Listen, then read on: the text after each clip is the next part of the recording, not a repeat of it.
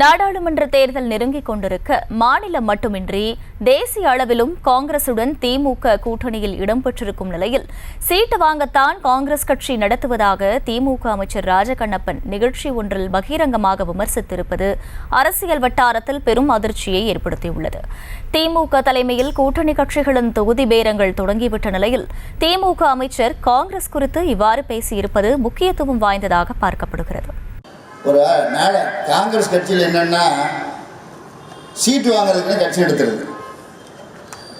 அது என்ன பிரயோஜனம்?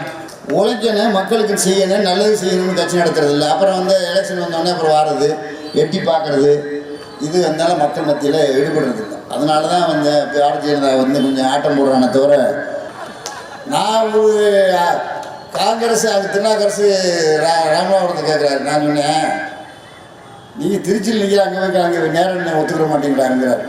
இதெல்லாம் தலைவர்கிட்ட நீங்கள் போய் சொல்லுங்கள். அவர் யார் சொல்கிறாரு, நாங்கள் வேலை பார்க்க போகிறோம், எங்களுக்கு ஒன்றும் பிரச்சனை இல்லை. இப்படியா தொகுதிக்கு சீட்டு கேட்குறாரு, நபருக்கு சீட்டு கேட்குறது காங்கிரஸ் கட்சி. அது ஒன்று தான் கொஞ்சம் வருத்தமாக இருக்கு.